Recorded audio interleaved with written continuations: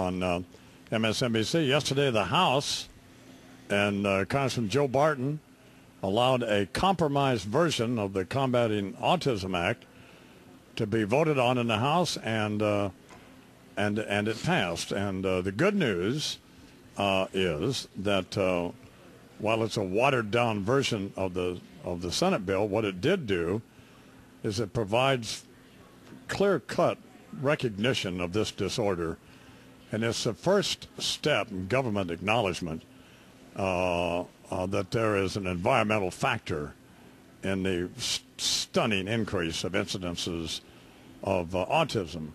The bad news is that they reached a compromise because Bob and Suzanne Wright and the people at Autism Speaks and Can, and here's what irritates me about this. I know that a lot of people are not going to like this, but I don't care.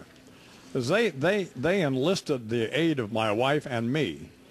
And we don't have a dog in this poker game. We're just trying to help kids. And, we weren't riding around in a limo looking to do this either, by the way. But they enlisted her help, and I don't know how many times she went down to Washington to help me get this thing through the Senate. And I spent an inordinate amount of time talking about it on this radio program. And I can tell you now that a bunch of advertisers I have and a bunch of listeners that are not interested in me sitting here talking about autism. I mean, they're just not. But I didn't care about that.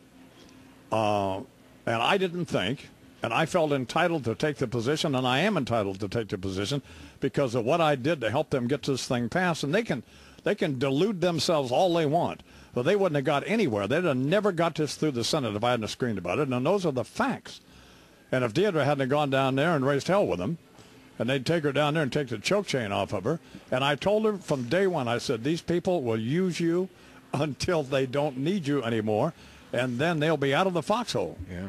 And she said she understood that it wasn't about making friends with people. It was about doing the right thing and about helping these kids. So I didn't think they should, just simply based on my participation in this whole process, I thought it was idiotic to reach a compromise with Joe Barton or anybody else when it wasn't necessary.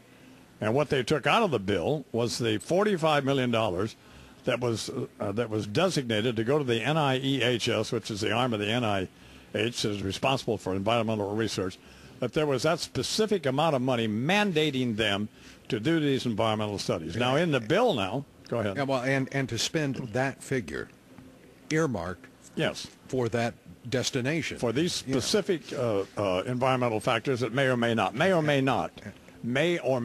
And that specificity is what is gone now out of the compromise. And the 21 centers of excellence that they were going to have, they dropped out. Now, on the positive side, it advances the ball down the field. Joe Barton said he would never sign off on a disease-specific bill, and he did. Reached a compromise, and who knows why. But at the end of the day in all of this, it isn't what the bill does or doesn't do, but it is how the people, particularly at Autism Speaks and Can, responded, and how were they principled and were they honorable and were they truthful in their negotiations with parents and with activists. They ultimately got everybody to sign on, but they could not bully my wife or the Deidre Imus Environmental Center into signing on something that she did not believe in. And when they couldn't force her to do that, they stopped talking to her, which is absolutely reprehensible, disgraceful behavior. They never would have been there. And I live in the real world. I understand if you work for a company that dumped a bunch of PCBs in the Hudson River and has polluted half the planet, then why would you want to support research that might find your company culpable for contributing to the epidemic in autism? You wouldn't. Or if you're on the payroll of the pharmaceutical industry, either as a lobbyist or taking money from them for whatever reason, why would you want to get into investigating vaccine? Why would you want the vaccine language left in the bill? You wouldn't. So it comes down to shabby treatment, but it's not about us. But then ultimately it is, because they all can say what they want to say, but they don't have to explain anything to me, and they don't have to explain anything to Deidre. They have to explain it to these kids, and they have to explain it to these parents, because they sold out the entire community, and while it isn't a bad thing altogether, it was unprincipled, disgraceful, disloyal, dishonest behavior, particularly in terms of how they dealt with us. So, but I went into this knowing what the deal was, so they don't ever have to talk to me because I don't need to talk to them.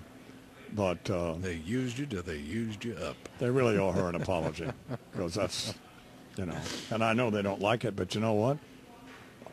I don't care. Quarter after the hour.